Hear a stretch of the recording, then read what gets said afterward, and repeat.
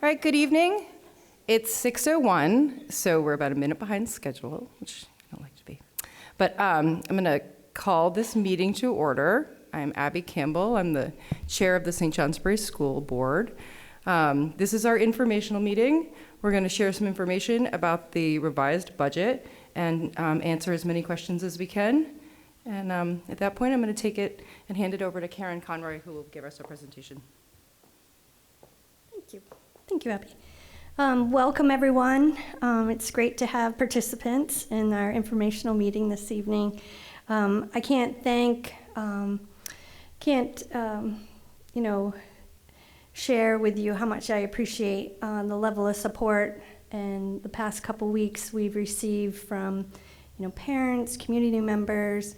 Our local representatives have been very supportive. Our independent schools that we're partnering with for high school choice. It just makes us feel like we're in a really good place. We have been listening, looking online at feedback when we put posts, and people have been emailing. I really appreciate the, although it was low, but people came out on our open forums and spoke with us as well and asked some great, really tough questions. And I'm hoping this evening that we can answer any questions that anyone may have related to our third proposal that we're presenting to the community tomorrow at the town office. Voting the polls will open at 8 a.m. through 7 p.m. So we're looking and really encouraging people to come out and vote. So just to give a little background on the timeline, we actually started the budgeting process in October and November and have been working at putting our proposals together. And our first vote went to the community on March 5th, and the budget proposal was $30,286,579. And I would like to mention that actually the board originally back on January 8th, our first proposal that we approved and we're going to get ready to warn was actually an additional $900,000. This was back when the funding formula was set. The new funding formula had a kind of a 5% cap on the budget. And so we were looking at ways to improve the school and really utilize the cap because our budget proposal would be capped at 5%. Well, then we were hearing rumblings in the legislative session that was going away. So the board made another decision to remove that $900,000, which was going to replace our fire alarm system in the building. And so we have proposed to defer that maintenance for now. And on March 5th is when we presented a $30 million budget. That was voted down, which was a common theme throughout the state. As of right now, 90 budgets have passed in Vermont schools, but there's still 27 school districts that are revoting. There are, I think, 7 or 8 of us that are having our votes tomorrow. So we're hoping the third time is a charm. And but our first vote was close. We had 606 votes in favor, 657 against. We tried again, looked at reductions, and I'll give the total reductions of $1,004,826 between the these two proposals. But we've prepared a new proposal for tomorrow's vote, April 7th, that will have reductions in the proposal of the $1 million.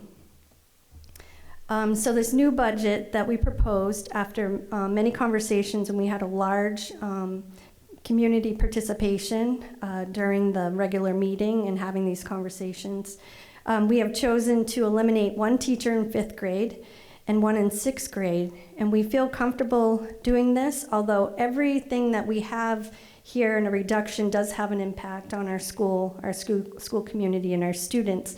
But we do have low enrollments in that cohort of students. So we proposed this as an option to make a reduction.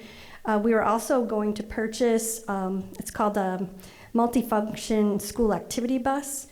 We purchased this as a savings, or we have been leasing it through ESSER funds, and we are going to purchase it, but we'll continue to lease it. So the cost is less than our original proposal. We eliminated a district-funded position. It was our communications coordinator position. That was ESSER funded, and we don't have this in the new proposal. We made adjustments based on finalization of negotiations, salaries. Our announced tuition numbers came in, so we're able to align that properly. And as anyone who works in a school system knows, special education services constantly change, so we made it as current as possible. We also reduced some of the facility projects that we had lined up. LED lighting, we had renovations going on in our catch program room, and exterior painting. We hate the thought of deferring maintenance, but we do have a large number of projects going on this summer, from repairing roofs to concrete repairs outside, stairs inside, floor replacements. We have a lot of things going on, so deferring maintenance for 1 year, we agreed how we would move forward. We had not hired a part-time custodian position, which would have been a third shift position, and we made some reductions to supplies and contracted services. So this is our proposed budget that will be voted on tomorrow at $1,004,826,000, less than our original budget. So the total revised operating budget is $29,281,753. And I chose this graph because our spending per pupil under the new weighted pupils calculation, so the state funding system has a new mechanism now, and it's changed, and it's probably going to change again before the end of the legislative session.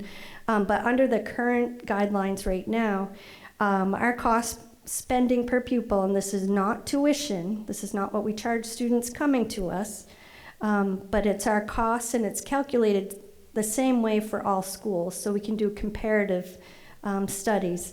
And it may be hard to read, but every single blue line represents a school district in the state of Vermont. And we currently are under the state average. And I anticipate that we'll stay under the state average. This is last year's data because we don't know of all the approved budgets yet in this calculation. But our per pupil spending increased by $86 per student under the new guidelines. It's still an extremely large budget, but if you look at how this is divided up in categories and the percent that we're spending in each category, so 44% is on salaries and benefits. And these salary and benefits include services from staff that support some of our students outside of our school. So we have staff that support students in the high school, up at the academy.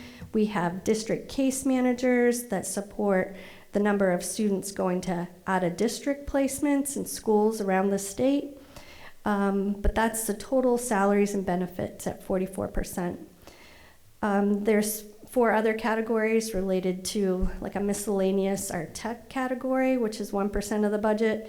Contracted services is 4%, supplies is at 3%, and transportation is another big hitter for our increases, and I'll share our significant increases on the next slide.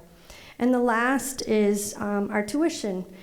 So with the announced tuition out now, 44% of this total budget is supporting the students attending our high schools. So we have a total of over 1,000 students.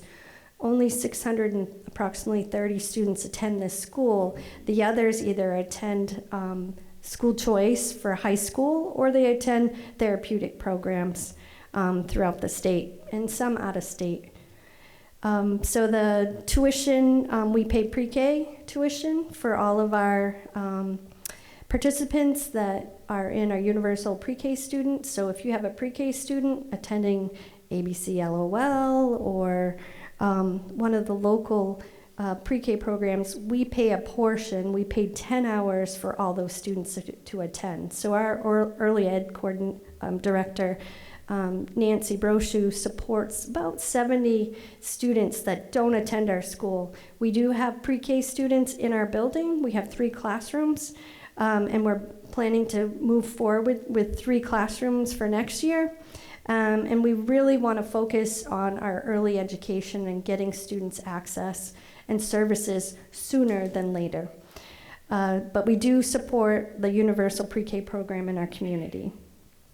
We pay about $4.5 million in special education services. So these are students that are attending outside of the St. Johnsbury School and outside of our school choice high schools and attending therapeutic programs. And it's about $4.5 million for those students. And then our high school tuition, we have budgeted $8,060,000 this year to support school choice and those students attending those schools. So if we look, I know a lot of people have asked about summary of significant budget increases, and we have put information out on our website that is available that aligns to the detailed expenditure reports that you can review. But this is basically the big hitters when we look down through the budget. So salary and benefit increases, these are negotiated salaries. Our teachers received 8% of new money, so we added 8%, $411,000 to cover those salary increases. It's not an 8% increase, it averages, but it's 8% of our budget is new money. The same with paraprofessionals. They're also under a negotiated agreement, and we have budgeted 10% new money for the paraeducators. So their starting wages are like $17.15. It's not an 18% increase on employee salaries. I think that's made the headlines a few times. And we also have state negotiated benefits. There was a significant increase of 16.2%, and these are benefits negotiated by the state. We're not involved with this at all. We just basically get the cost increased, and we have to cover that cost. And so in this budget, it increased $843,865. Again, I mentioned before our tuition for high school students in grades 9 through 10. That also increased a significant amount. We had to budget $973,642. Contracted services, some of these are small, but they're new. We had an increase in our insurance premiums for the school. That went up $105,000.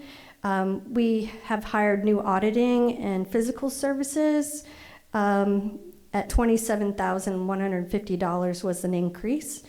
$15,000 due to negotiated course reimbursements that hadn't been budgeted in the past, but that are used because of the negotiated agreement. So we added that into the budget. And with our new strategic plan and our focus on outdoor education programming and really student engagement, reducing our absenteeism, getting kids excited to come to school, that has increased our budget by $63,000 in contracted services. And then co-curricular activities as well. We noticed over several years that there was not enough budgeted based on the activity that was being expended over the actual, so it was added $25,000. Transportation is another big one.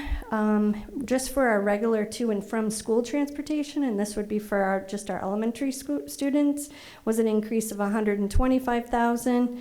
And along with the outdoor education programming and partnerships with our communities, we anticipate educational field trips to increase $30,000 for transportation. And then we added the lease to keep our multifunction school activity bus. It's worded this way because it has a different license for those that are driving for us. So we actually have teachers, and Brian Duff, who's here supporting our CATCH programming, our summer and after school programming. He has a license now, so it actually is savings, cost savings. than having to work with our bus transportation company. So it's, even though we're not purchasing it as originally planned, we have reduced it to continue the lease. The positions that have been asked a lot about who is grant funded, they're listed here. Added costs, these are ESSER positions that you've had in place for many, many years. We had a health position, a library position, physical education, outdoor learning, STEAM, or sometimes referred to as STEM, an assistant director of special education, and an ESSER grant manager / staff accountant. Some other positions, we had 5 positions that you've always had, but was pulled out of the local budget several years ago, and we've added them back in. You've always had music for your lower grade classrooms in pre-K through 3. Your nurses have never been in your local budget for a few years because of ESSER. We feel they're really strategic and critical, also required to support so many students with such needs. And 2 behavior specialists that you've had on staff as well have been added into this budget. So when you look at the school district at the total cost, it's actually a 5.92% tax increase over last year. And if you see, you can kind of see where COVID hit, and we had this ESSER funds. If we had a crystal ball and could look back several years ago, decisions would have been made differently. And there was conversations about putting people, transitioning them into local, but it didn't happen. It's reduced your tax rates for a few years, and now we've had to make an increase to get back, to put those positions back into the local budget. So it is a 5.92% increase currently. We anticipate that coming down, but they haven't announced all the numbers yet. So this is our best guess at this time. They haven't announced the yield, and we are anticipating, with everybody making cuts, these remaining 26 school districts, once those budgets are approved, it'll add more to the, or reduce the request from the ed funding system, which should lower tax rates. This tax rate is before the dreaded common level of appraisal, the CLA that you hear talked about. It's a 12% increase to our current budget. If you look at our expenditures, our overall budget, but under the tax calculation, this is 5.92%. If we look at the common level of appraisal, and I went back quite a few years to look at the data that was available, and you can see when COVID hit, and what's basically been happening, your common level of appraisal determines not what you're being assessed at, but it looks at the fair market value. And what was happening, people were moving to Vermont. Nationally, you can look at data that show the top place where people moved and was buying property was Vermont. And so people were moving here, which was causing the values of your homes to increase, but you haven't had them appraised since then. And so when your common level of appraisal goes down, your taxes go up. And that is just based on the funding formula. I know they're working on changing it, and they're looking at how it impacts everyone's communities. It's not a St. Johnsbury problem. This is a state problem, and all these budgets failed. If you look at them all, it's really related to the impact of the common level of appraisal on each of our communities.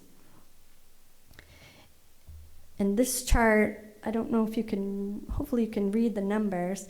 This is just looking at the past few years from FY21 to FY25. So the bar chart is the school tax. And you can see how it's been, it did a little dip, and now we're going back up. And the top line bar is actually your property tax, your homestead property tax. So this is what you're being taxed on. So our school tax, our portion, the component that we can control is at $1.30, but your tax rate based on current numbers, again, I do anticipate them going down, is $1.7985 in this current year. So that is a 36-cent increase, going from $1.43 last year to basically $1.80.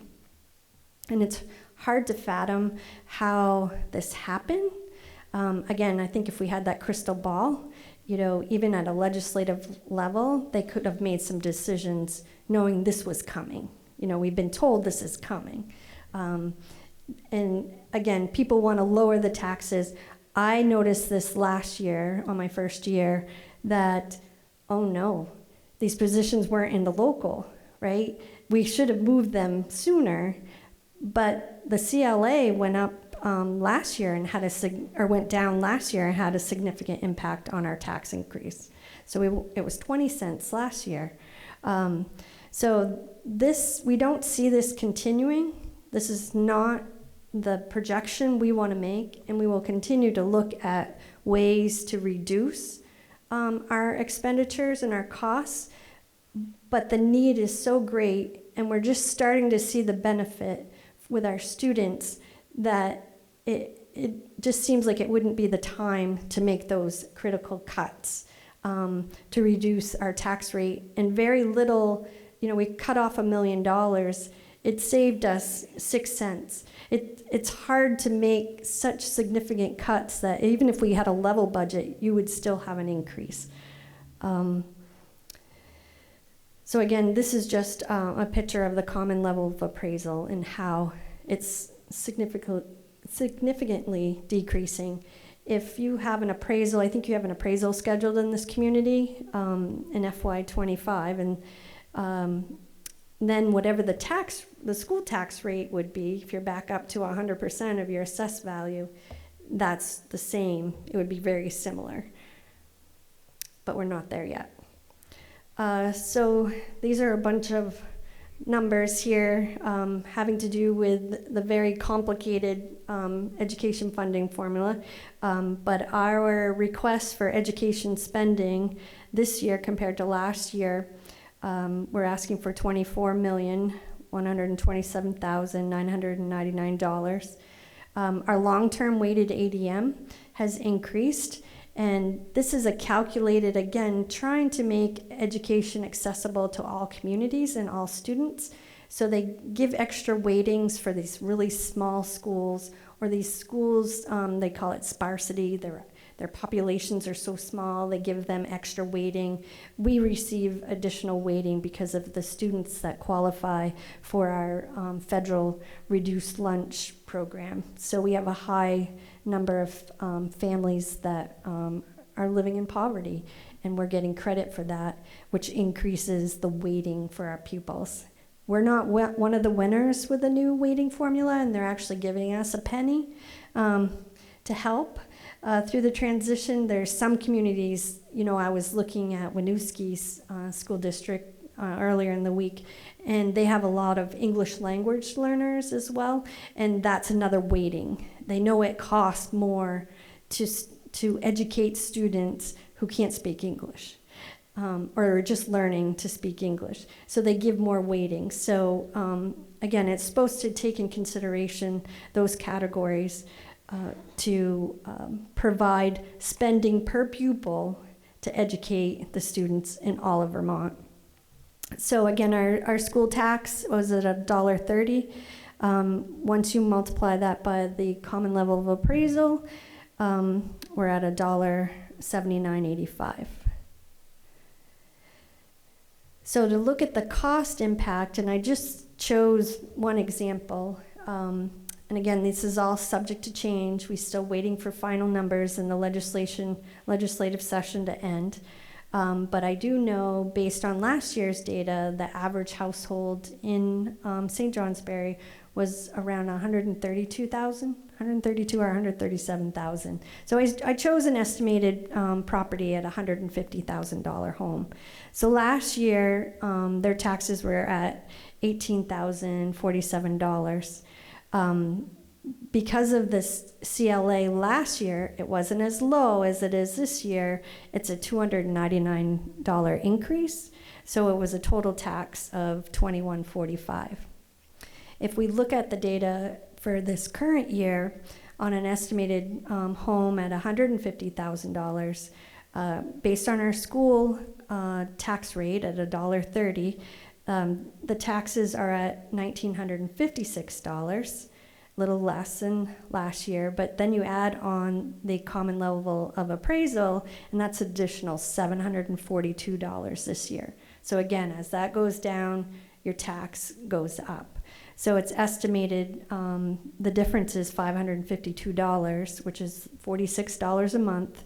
The tax rate would be estimated at $2,697. And again, that is if you don't get any credit because of your income. So this would be for anyone with a household income less than $128,000, and you pay totally based on property values. Several people are not aware, or maybe you are on your tax bills, but if you make, I'm missing a zero in there. If your household with your income is $128,000 or less, you may be eligible for what they call an income sensitivity tax credit or rebate that will help lower the burden on your taxes. And 62% of the community members in St. Johnsbury pay either that 2% or 2.57%. They pay based on their income. It's not the same as paying on your property value. But it does look at your property value. And so we were able to utilize one of these spreadsheets that's being shared throughout the state, because the state really has to calculate this for us. But our best guess and our best calculation shows that if your household income is $70,000 and your home is valued at $150,000, your taxes would be $1,801, and the difference compared to the prior year is $228, or $24 a month is what we're talking about with this proposed budget. If you had a little higher income of $90,000, your tax rate is estimated at $23.15. So that's an increase of $31 a month, or $370. So these are just a couple of examples. We had posted on our website a full range of salaries and home values, so you could look at our estimates right now. And again, as soon as the state finalizes, we can share. But those are just a couple of examples of the tax impact if you have income sensitivity, if you're eligible. And one interesting point I thought I'd make is, of the $29,281,753, the St. Johnsbury homestead property owners are responsible for 14% of the total budget. So again, you have to think of the state funding as, I kind of think of it as a big pie, and every community member has to pay their piece of that pie. It's based on your property values. And so the St. Johnsbury property owners, the residents in St. Johnsbury, come up with $4.1 million of our total $29 million budget. We receive state revenues of $5.2 million. Anyone that has, a camp or not their primary resident but own property in St. Johnsbury, they have a different tax rate that we don't set. That's set by the state, and they set that early on, and that's $5.6 million comes from those businesses and camp owners, second property owners.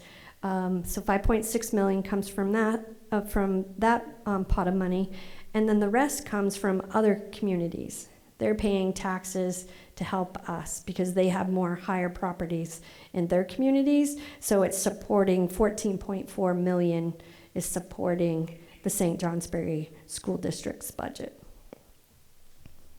It's the education funding formula is very, very complex, but it is intended to provide equitable funding across the state, and it's just the town contributes to the general fund based on their property taxes, and in return, the funds are then allocated back to the schools, based on approved district votes and budgets. So I know this was asked out there by many, why support this budget? It is a big increase. It is a big increase to everyone, all the property tax owners. It will impact people that rent because the rents are probably going up. But I wish I had more pictures of students in here. I was trying to pull this together quickly because the numbers keep changing. But I would just say that we're really focused on the goals of our strategic plan. And I know we've had to say at times, okay, we got to set this aside right now. It's not the right time to do it. But a lot of our decisions were made around these 4 goals. And when I look at goal number 1 for excellence, we're making, in a lot of these terms, there's so many terms in education, and acronyms that we come up with, but we have what's called multi-tiered systems of supports, and it's really layers of supports, and it's really looking at how we're supporting students, how we're looking at supporting those that are struggling, and how are we challenging those that need more challenge, right? Those that need enrichment, those that still need to grow. So we have been working very diligently on our MTSS systems, and for this past year, we have really focused on professional development around universal design of learning. It's actually professional development that helps teachers identify barriers in their lessons and designs and really try to be flexible to meet the needs of all of our students. So it's not those that are just struggling. We need to be looking at all of our students, and we want to make sure that everyone is growing and learning and thriving. So we have devoted a lot of time in looking at the supports, and a lot of this is based on our prior practices around special education, and we're really focusing on making sure that the right people are teaching those students that are struggling most. And so in the past, it might have been pushed off. A student might have said, okay, no, you need a referral to special ed. That may not necessarily be the problem. And so we're really focusing on our students' individual needs, looking at data, trying to understand, what have you tried? What have you tried in the classroom? Because they are the experts. They are the content experts. And that's where students are going to get their most bang for their buck. So we are really focusing on that. Keeping this budget would allow us to provide the opportunities that we plan on, modifications to our schedule, our master schedule, so that we give students opportunity for voice and choice. We're starting off with middle school. We want them to be prepared to go to the academy, to go to, or whatever school they choose. It should be based on their individual interests, and students will have options to select electives to really personalize their learning. And we've spent a lot of time on developing personalized learning plans, and we did choose to make a decision to cut that position strategically with hopes that we can still continue to offer personalized learning. And we've expanded on our outdoor education. And we say outdoor education, there's a lot of things that go on indoors too. But it's really coordinating with our community partnerships, people in our community. We have so much to offer. We're such a resource-rich community that we really need to take advantage of that and get kids out there and engaged in learning. And then our continuous improvement planning, we're really striving for student engagement and academic growth. And this budget will help us continue to do that. We also will continue to offer free after-school and summer school offerings through our fully grant-funded program called CATCH, Catamount Community Hours. It provides actually access to anyone in St. Johns Bury. We support students attending independent schools, homeschool students, students that are just interested in interacting and cooperating as community partners. So we've been very fortunate. We do budget in the local budget, and we'll continue our director for that position. But everything else, the director works really hard to find the funding. And we had the new interim Secretary of Education come visit us when she first landed in Vermont, because she wanted to see the top-rated after-school and summer school program in the state. And it's here in St. Johnsbury, and we're extremely proud of that, and would hate to have to look at cutting any portion of that. Our students need that so greatly. And our community partners from Fairbanks Museum, the Planetarium, the Athenaeum, we have adaptive sports partners, Northwoods, I could go on and on and on. We really have a great partnership with our community, and we want to continue to take advantage of those valuable resources. If we look at goals around wellness, we continue to support students and staff in developing habits, tools, motivation for keeping themselves physically and psychologically healthy. Again, the integration of outdoor education is one of the programs that we're looking at, incorporating social emotional learning along with wellness curriculums. And we continue to provide behavioral and mental health supports for students on our wait lists. We do not want to be mental health providers. That is not our forte, but there's such a need right now, and we're able to help kids get engaged, able to get into a better place so that they can learn. And so we're doing a lot of that with grants, and we'll continue to do that. Even our Dean of Students plays a big role in this, and that Dean of Students is also grant funded for the next 2 years. That is a new position that we added during ESSER, but we found other funding to continue to work through that. We plan to continue to implement our Safe and Healthy Schools recommendations, including food service offerings. And we integrate wellness activities into our staff meetings. It's really to encourage camaraderie and mutual support, this is a huge school. We have almost, if you count everyone from custodians to cafeteria to teachers, paraprofessionals, we have almost 200 people on staff to support 1,000 students, and there's 630 something here in this building. But we feel it's important that we're in a better place, and in order to be in a good place to support kids. And we've really increased our participation in what's called VHI program. It's a Vermont Education Health Initiative, and they have also recognized us at a state level about the outstanding things that we're doing. And if you look at it, our health insurance costs are way high. If people are feeling better, making a difference in their lives, it actually will reduce a lot of the health insurance claims that we're currently seeing now. They give us that data every year, so we'll be able to track that and confirm if this is helping. Goal 3, and there's only 4, I'm sorry, this is quite long-winded, but we plan on still building on our connections with the community. We're looking at our 8th grade capstone. We've been piloting a community-based projects, hoping, it's really demonstrating to 8th graders what they're going to need to do when they get up at the high school level, but also increasing school community engagement activities. We want to continue to encourage the use of our space by community organizations, and I think you'll be very pleased once we get this budget passed and we can move on. We've got a lot to share with the community on our grant funding and what we're going to be doing with our outside space as well, related to playgrounds and fields and dealing with the water problems, stormwater drainage, there's all kinds of things. But we'll continue to investigate.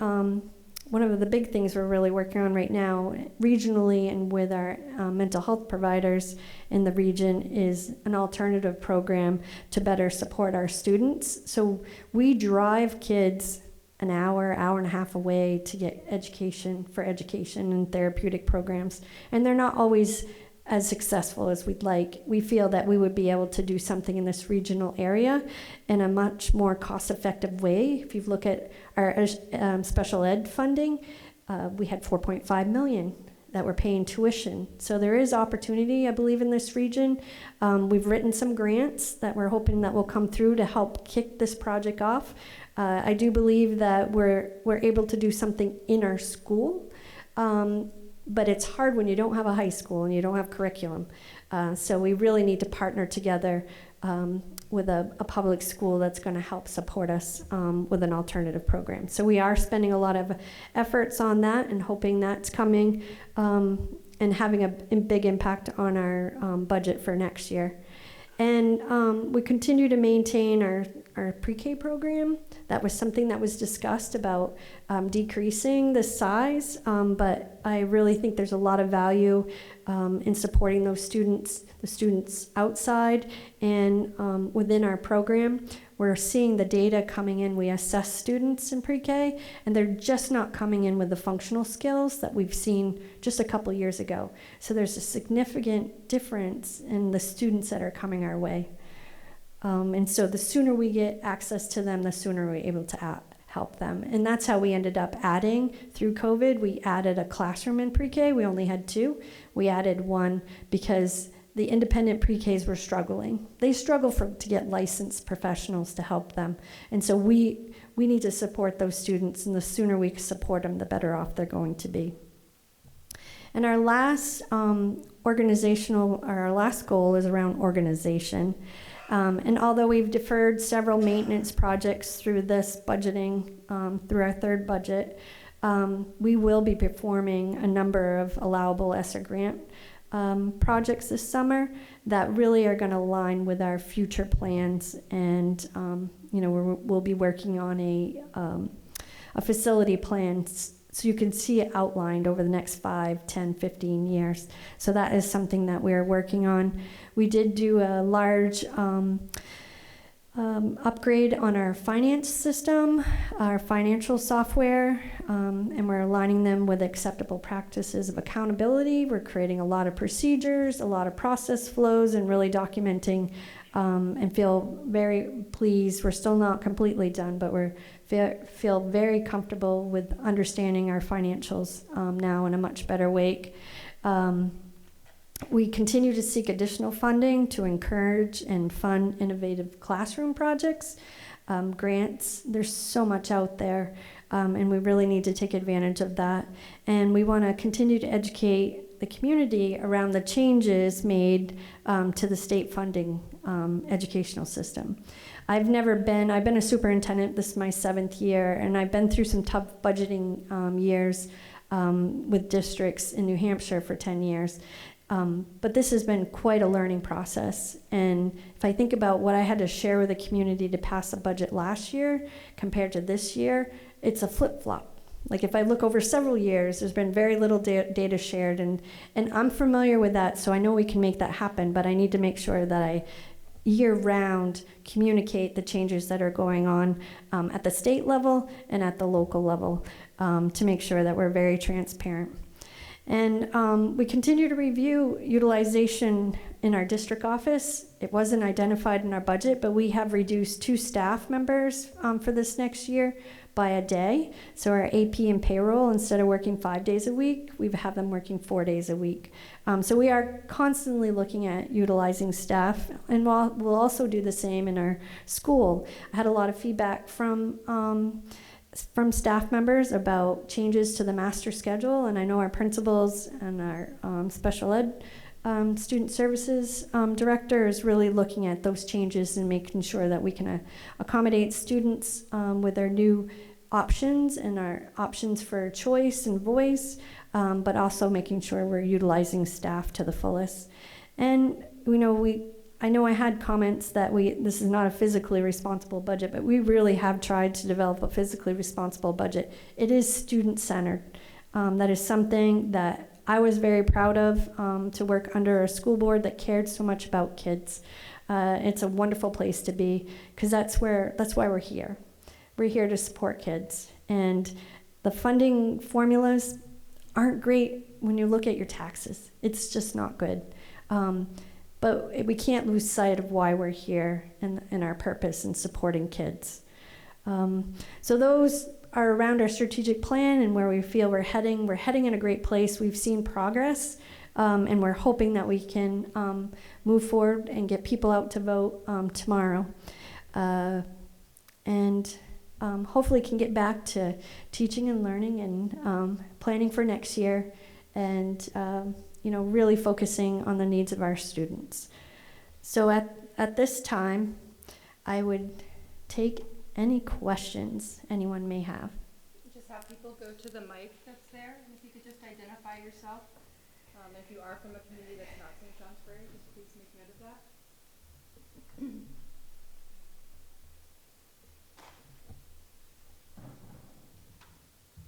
Hi, Lenny Girardi from St. Johnsbury. I have two questions. Yep.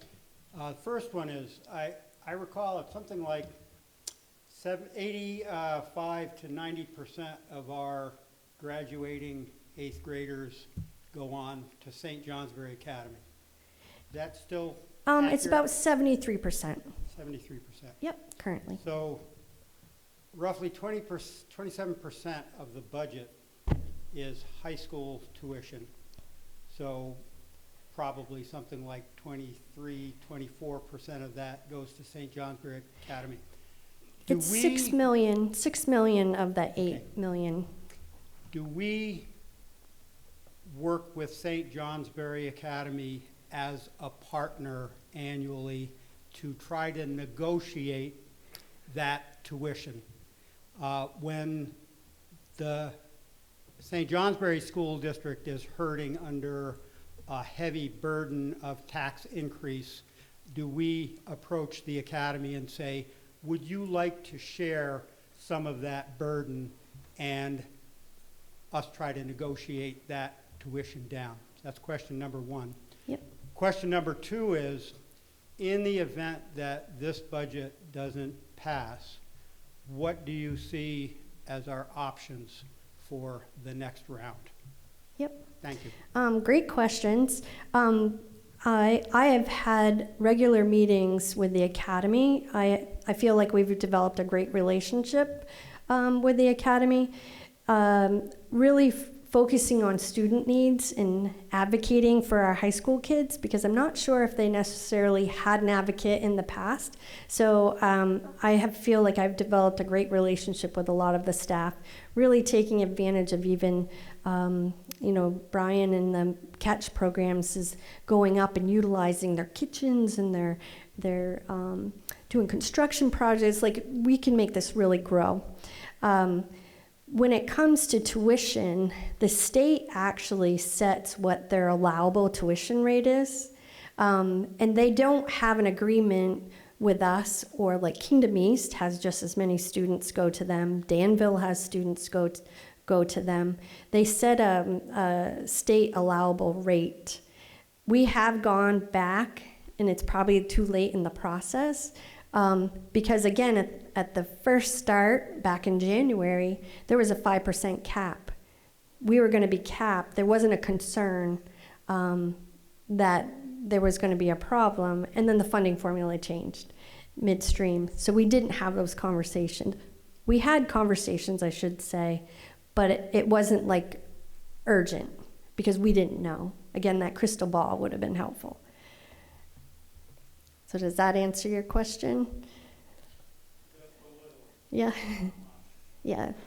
That is an opportunity that we need, and we've been talking with the academy. It's great that they're being very supportive. They've been communicating with their staff, and also communicating with their parents, which I also do as well, because I still keep track of students.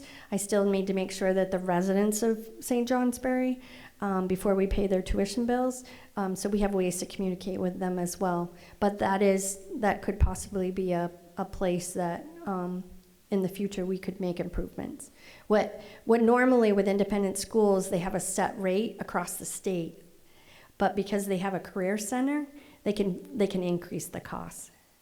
So it's a little different. Normally you just pay the one rate, the $18,999. But because LI, we have several students go to LI too, and St. Johnsbury, and because of the Career Center, they can increase the rate. As for your second question and where we go, that is a great question because what I showed you for reductions has an impact. It's $1 million less, but it has an impact on our students, on our school community. Moving forward, it could potentially impact the services that we're providing students. And we don't provide enough, but we do have services that wrap around students. I feel that would be an area that we'd have to go in. If we had to get really strategic with the funding, if you remember back on the slide where the significant increases, I think focusing on special education and the out-of-district placements, what can we do for savings there? But that's down the road, right? There's nothing you can do up front. Could we look at eliminating transportation?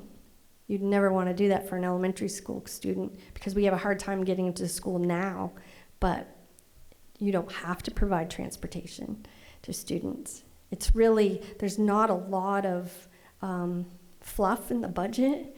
Could we look at some of our construction projects and maybe try to defer them? A lot of them are in progress, so it's a big, and they're grant funded.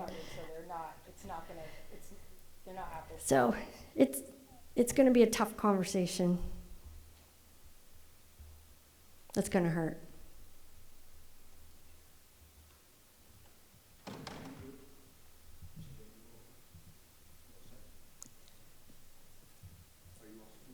I'm done.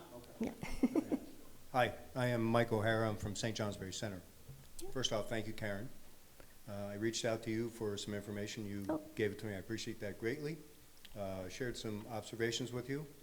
The vote is tomorrow. Your first slide has it as April 7th. It's actually May 7th. And the only reason I bring that up is because I believe, correct me if I'm wrong, it's Teacher Appreciation Day? Yes, this week. Okay, so there's some symbolism there. It's a big ask, you're right. 14% increase.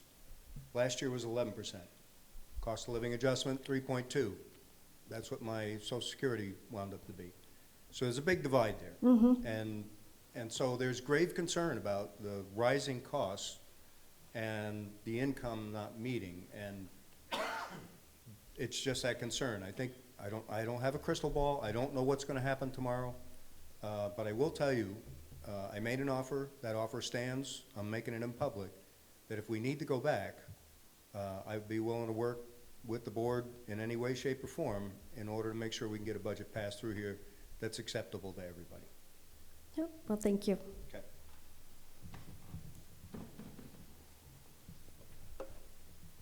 Hi, I'm Penny Hickson. I got 2 boys that go to school here. I've always voted yes for the budget. First time, second time, it's what we do is for our kids.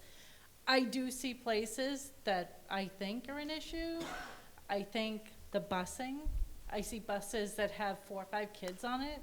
I'm like, why are we spending that much money to bus kids when there's no one on the bus? So I'm wondering if there's a way more to do that in-house to try and save some money there. Another thing with the academy, they do construction classes. Why aren't we utilizing them here? Maybe in the catch program to come help work on our catch room, stuff like that. And it's giving them, skills. And my kids go to catch too. We love Brian. I'll tell you, if you decide to cut that program, I think that you would have a big problem, because then I would never vote for the budget, because I think that's something you just can't touch. It's very important.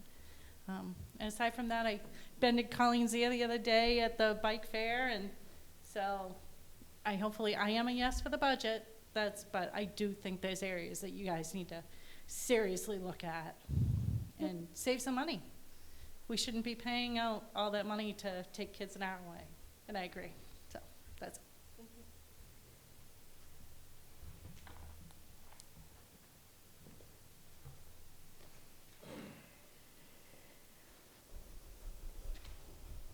Patrick McElroy, St. Johnsbury. My question is, how many kids do we pay tuition for in St. Johnsbury that do not live in St. Johnsbury? How many kids? How many children are we paying tuition for Yep. that do not live in St. Johnsbury? I'm not aware of any I students. wasn't either, but it's been brought to my attention, we are Yeah. paying for children. I can think of a couple situations. If you're a taxpayer in this community, your child does not need to lay his head for you to have your tuition paid. So I do know there's a couple families that have residents of St. Johnsbury. Again, it's because of the state funding system, right? It's equal. If your spouse or your ex, you both live in Vermont, you can claim one community or another and pay the resident. But there may be one or two. That's it? Yeah, that I'm aware of. We have a pretty stringent, and we've tightened it up significantly on tracking families, making sure that they're proving their residency. If they're trying to say they're doubled up with someone and it's not a homeless situation, you're getting notarized letters from the people they're living with. But I wish I could change the law, because I know people it's frustrating, but if you have a parent that lives here in St. Johnsbury and they pay taxes, their child can attend the academy, and the St. Johnsbury School District, because of that parent who lives here, pays taxes.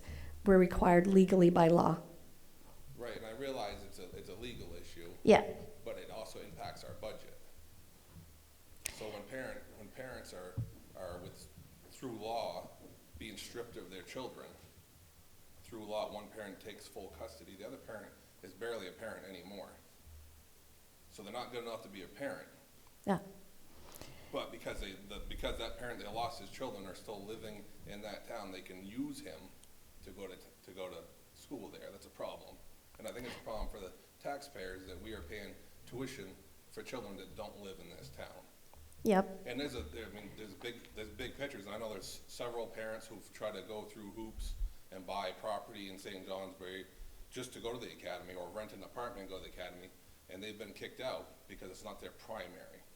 Yep. I also have girls that live with me that I took into my house, and I had to jump through hoops to get them into the school system here because I had to prove guardianship.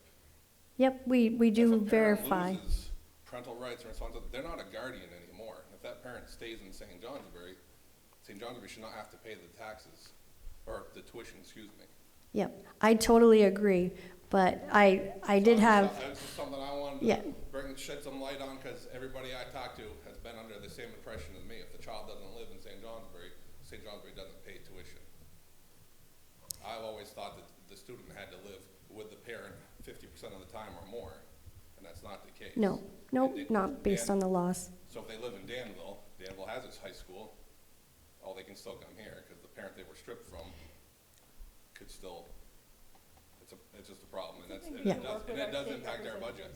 Too. I mean, we're trying to create lots of, keep track of what's going on in the state, and so we're going to put that on our list of things that we'll start to work with our. Oh, absolutely, and I think it should be. Yep, on the absolutely. list. Thank you. Thank you. Appreciate that. We do verification for our tuition every year.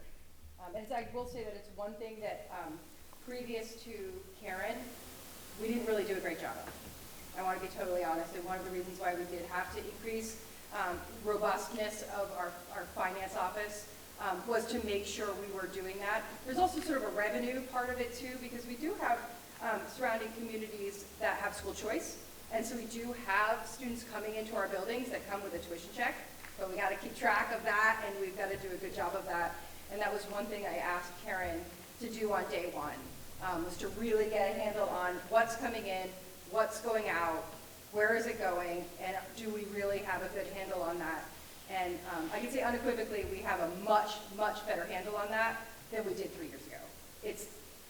We don't have it all figured out yet, but we've made a lot of progress. And part of that was just asking Karen on day one, let's get our books in order. We really need to see where all of the dollars are going. And I think Karen's got a really good handle on it, and the next step is making sure everybody in the school also has that information, because you can't hold people fiscally accountable if they don't know what they're spending and they don't know what they're supposed to be spending. So there's a lot of really great things that have come out of the last 2 years. And we're hoping that particularly The therapeutic school idea regionally is certainly a place where we could capture some money back. And we also want to remain attractive to those surrounding towns that have school choice. We could do a few more students in our building. That's just going to decrease. It's like, the basic economic theory of the more students you have, the less they cost per student. So, really looking at where we could draw a few more students in our building are things that I know Karen and I have talked about a lot that will have an impact on the bottom line year ahead. Thank you.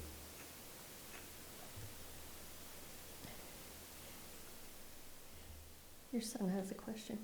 My son? Warren?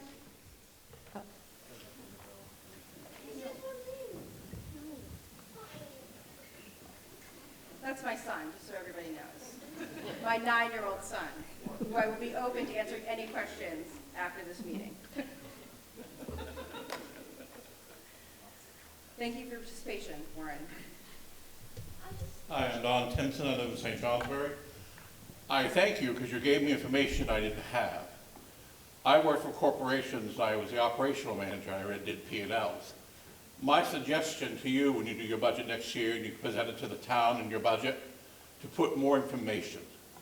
I had no idea when you had student services what was under that umbrella, or when you had technology increases or your contractual increases and you didn't put down what they were. So you look at it going like, my God, we're spending $700,000 more for technology or whatever the ones were, but there was nothing there for an explanation. And that is probably turning off people who are trying to figure out what their money is going for. This year's going to hurt some people in this town, I'm very obvious. And I think next year may not be any better because of the way things are going to be, a cost of schools and benefits. We all see that. But tonight, though, you did shed some light on a few questions I was pondering driving in tonight, so I thank you. Yep, you're welcome.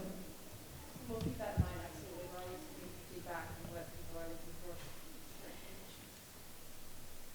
for. And Peter, I just unplugged because Peter just shared some great news per Scott Beck, who's just leaving from a legislative session, and they said they announced the new yield number.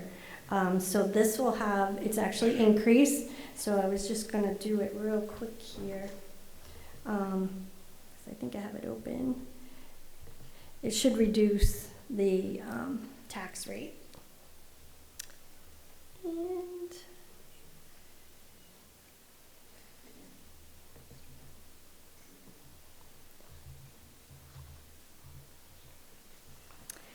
all right, so this change, and this isn't going to be in a great format, but it's worth sharing.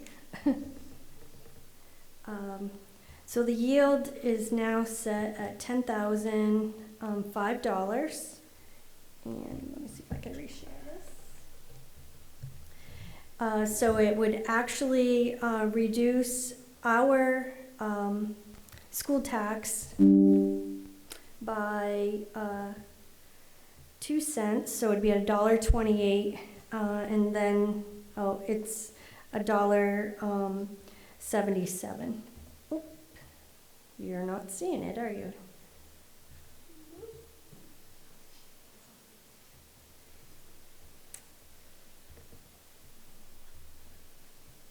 See if I can move it over there.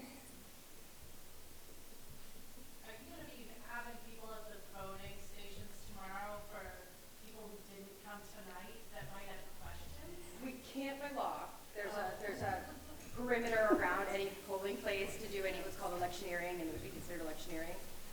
But I know that there's some folks here who probably can answer the questions for you about what's going to be planned from our student groups. Our PTO, as well as a parent sort of stakeholders group, has been really active, I think, over the last week or so. I see a lot more signs up. I've seen things out and about, so I think that there's stuff planned, but I don't have any details about that.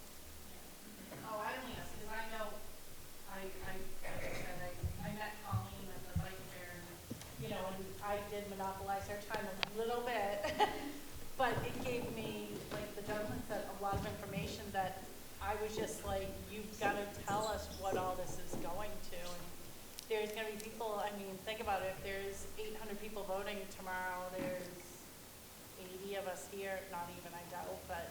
Because even with your update, it's still very vague. And you look at that, there's nothing, you have the bullet point what it is, but you don't drill it down to where it's going. So being a taxpayer, me being, of course, a numbers person, I'm going, really? It doesn't tell me anything. It just gives me a title and a value to it, but it doesn't, what makes that value. And that's a lot of, I think she said, a lot of people look at that and wonder, where is their money going? Yeah, I was like, what's dues and fees? Yeah. I'm like, and she explained it to me, I was like, thank you, because, you know, I'm a state worker. We have dues and fees too, not like the school. I mean, the school, they're outrageous, but, yeah, it was good to know what they actually went to, because I had no idea, which means other people, I think, were probably feeling the same way, and that's. Yep, well, if you hear of anyone with questions, my email, and I'm pretty responsive, my email is at the bottom of like the handouts that we have, or you can call. There's a number on there to call. I can answer questions that you may have, but I am taking this feedback because I can tell you if you look at, I've gone back to 2018 or 17, you've never provided any detail. So it's good feedback because I have worked in many districts that we look at pennies, line by line, and I don't mind doing that because I have there's nothing to hide in here. And I'd rather be, as transparent as possible, so I appreciate the feedback. Hi. In addition, just to agree with what has been said about, I was pleasantly surprised to have this much information, but I know you have a certain amount of time. I wouldn't want your job, certainly. But I think a lot of people in the public could handle a lot more information. You don't have this amount of time. So maybe once you get past this, when you start looking to the other, you just may take a lot longer time to get out information. I retired and moved back here from a city where for 6 months before any votes come out, there are people fighting back and forth and it's out there. And I know maybe the Caledonian media could put that out there. Because I don't think anybody votes down the fire and police budget because we know what we're getting for the money because we see what's going on in the paper and stuff like that. So I think people are willing to support what they know they're getting their money for. So. Yep. And we do, I know we have work to do. Sadly, we've cut a position that was specific to communications. Because that is something we need to improve upon. But we have posted every presentation that we've done to the community, and we've had open forums in evenings, afternoons, lunch breaks. You could do it remotely, and didn't have a lot of participation. So I need, I don't know if it's coffee and conversation on Tuesdays, before early on in November. We've been at this since October, November. So I'd rather have those conversations, surveys, maybe feedback from the community. There's options. We're learning. Again, I've never been through this, this going on my third attempt at passing a budget. But Did you have on your page, I know Kingdom East, we have property in Sutton and Newark, and we can't vote in their budgets, but you can go in and put down if you would vote for it, or if you wouldn't, and why you wouldn't.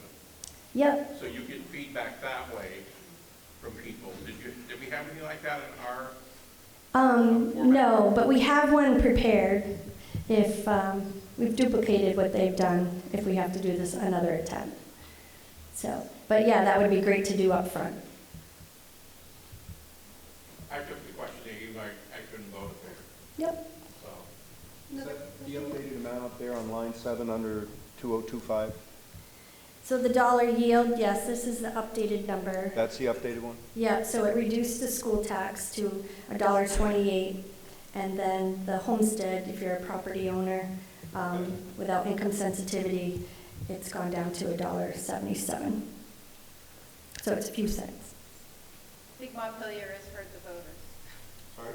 I said, I think Montpelier is hearing the voters. Oh, they have. They have not. Sadly, No, they haven't. sadly, they have said to us that we're responsible. We're the ones that vote for budgets, so they kind of laid it on us and said, hey, you guys voted these big budgets in. Well, that was part of the problem in the messaging in the beginning. Instead of working with the districts or working at, the superintendents are really connected. There's 51 of us. We talk all the time. I reach out to people all through the state. You know, we work to solve problems. They didn't come to us. They just said, communities vote down these budgets. That's not solving the problem, right? If they, Last week. yeah, I know. But I mean, if they came to us, and they have been meeting with us, I have met several times with representatives with just superintendents who haven't been able to pass their budgets because they're trying to understand why. What can they do to help? So.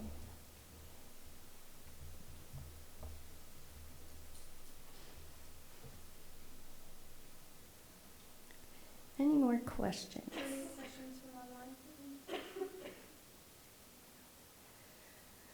Well, I thank everyone. I thank everyone for the feedback. Again, if you think of anything you'd like clarified real quickly, I almost respond 24/7. So right now, so feel free to reach out. And thank you for everyone coming this evening.